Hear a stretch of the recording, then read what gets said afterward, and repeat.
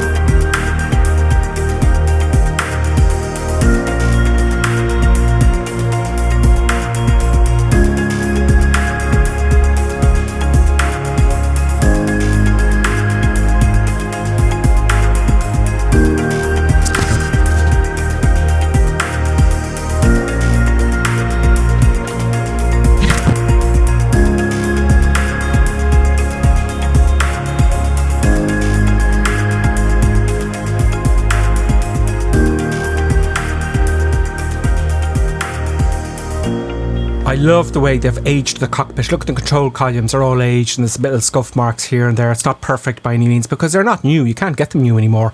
But the attention to detail, look at the switches above there with the dome light and the beacon, etc. All the stickers are kind of half peeling off. Now, a Cessna is never this tidy. Maybe an owner, a proud owner of one.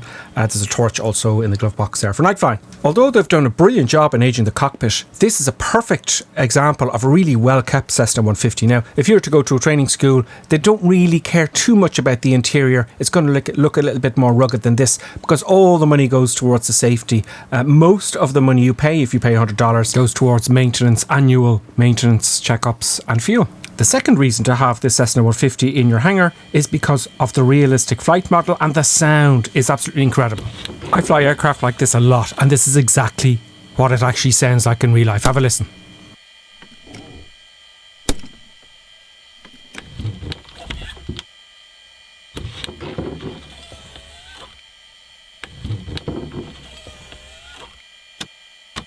The flaps are also identical to the real life sounds. Listen.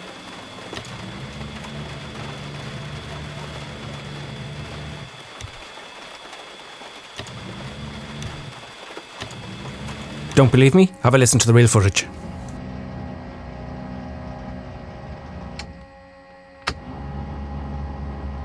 There's so much detail. They've even paid attention to the fuses.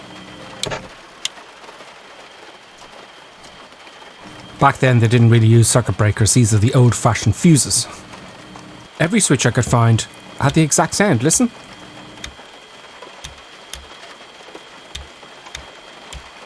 That whirring sound in the background are the gyro spinning. Again, very realistic. There's even sounds for the visors.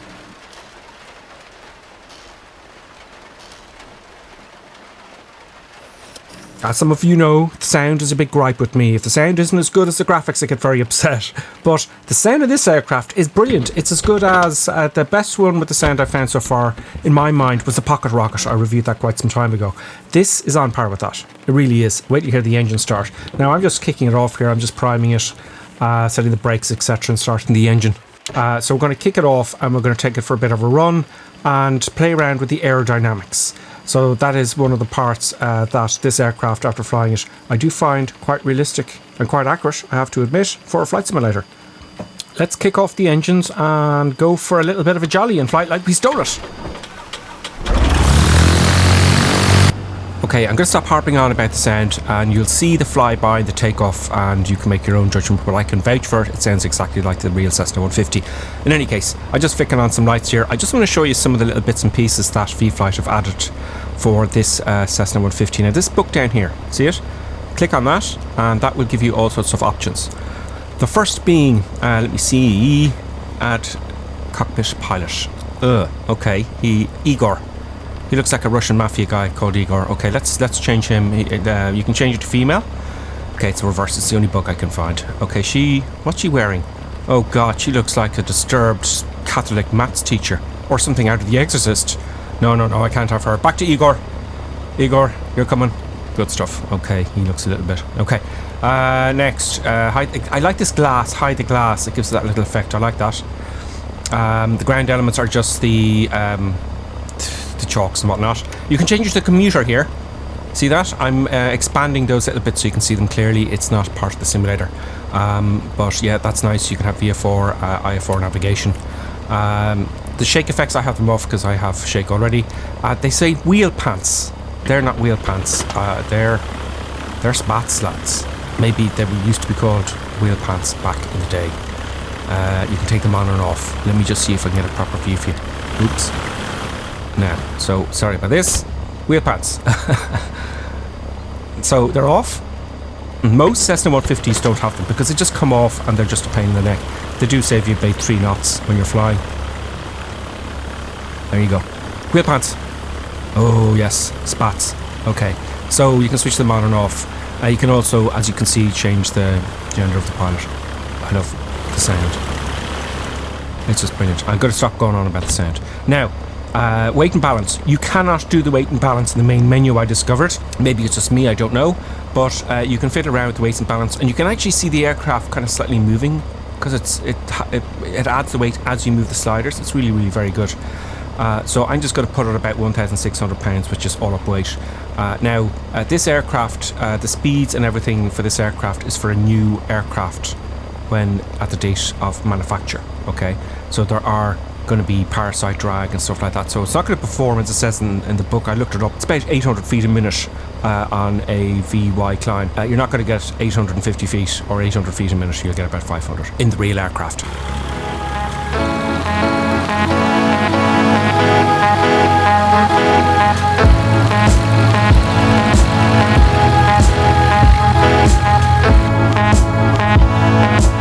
All good, Igor? Igor? All good? Okay, great. Just a little thing I noticed when look at the control column there now when I'm taxiing. I'm going to push forward and back, and you'll see if you look out at the nose, it moves slightly up and down. Just something I noticed, and that's exactly what happens with the real thing, because as the prop is spinning, it's got a downforce of the tail.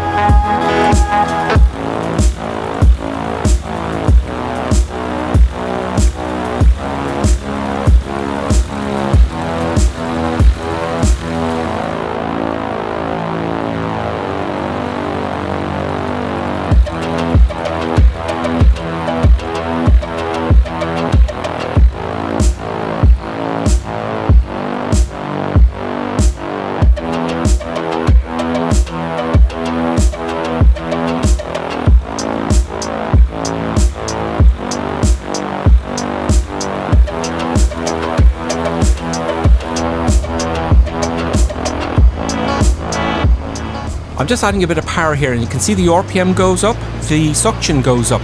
That's because the suction pump is engine driven, and it's just something I noticed with the realism. I'm going to test the magnetos next, and I'm going to put the RPM up to 1700 RPM, and down at the keys I'm going to switch one click to the left and check the left magneto, and the RPM drops as it should, like in real life, and then back to the right magneto and it drops like it should, just like in the real aircraft. Fantastic. Let's try the carburetor icing now. So I'm putting a carb heat hot, and it's actually risen. The RPM has risen. That tells me that it's melted the ice that was in the carburetor. That's interesting. I've never seen that before. Let's try it again and see if it does it one more time. That's really, really kind of interesting. Okay, carb heat hot.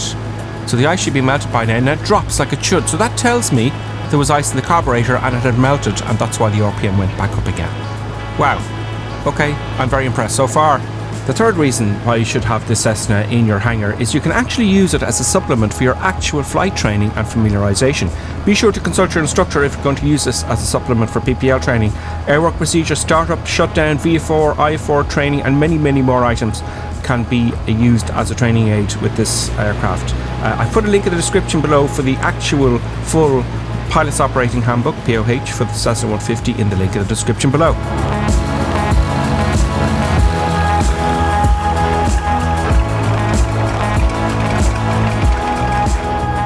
Let's test the performance and see what the sound is like.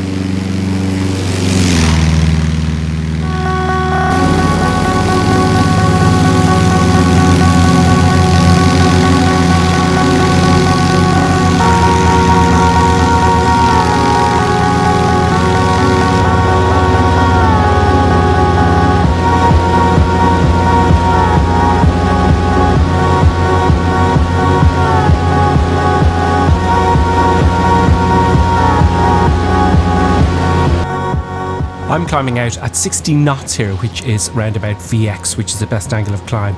Now, I'm getting about 600 to 700 feet a minute with all up weight of 1,600 pounds. In the real aircraft, you'll get about 5, but this is a little bit faster because they've taken the data from a new aircraft, as if it just came out of the factory. But hey ho, that's no problem.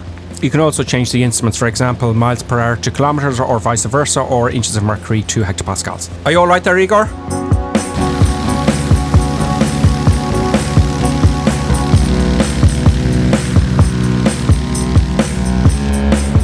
Okay, I'm going to do a quick stall here. I'm just pulling out the carburetor heat. This is one of the exercises you do as a PPL student. I've done this countless times.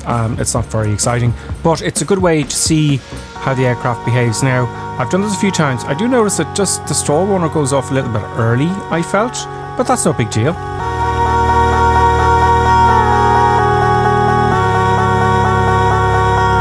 You can see the speed down on the left-hand side there, and the vertical speed indicator. I'm just applying back pressure slowly, about 3 degrees per second, just so I don't descend. Here we go, it's buffeting now. Stall warners blaring a little bit early. Oh, there we go. There goes the right wing drop. Brilliant, very nice. Very nice indeed. Okay, I'm just recovering secondary stall there. It went off again. And we're good, and we're climbing out. Okay, let's do left and right hand 45-degree turns.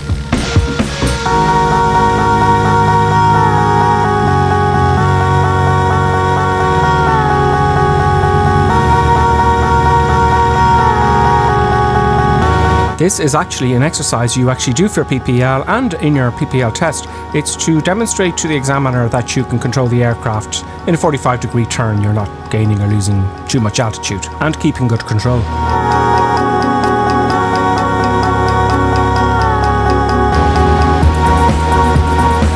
So that's 2 of the maneuvers you actually do on your private pilot's license. Now, what I'm going to do is something crazy next. I'm going to pull the mixture. You do not do this among your exercises. What I want to see is... Now, the prop stopped. I'm going to dump the nose down and I'm going to accelerate the aircraft. And I'm going to see how this blade element theory works in the next plane. Now, as the air moves over the prop, it should create it, because it is an airfoil, and it's going to start spinning. I've got to put the mixture in, and when it spins, up goes the engine. Yeah, there we go. That's really impressive. So everything with this aircraft, I can't find any faults with it, only little minor things. But I have to say to you, it's the best 150 and pretty much the only one you can get. So yeah, I give it thumbs up, certainly, for if you're just getting into Flight Simulator or want to get into it and you're new to it. This is where you start. Thanks for watching once again, and we'll see you next week on the reaction review with me, Grippersim. Yeah.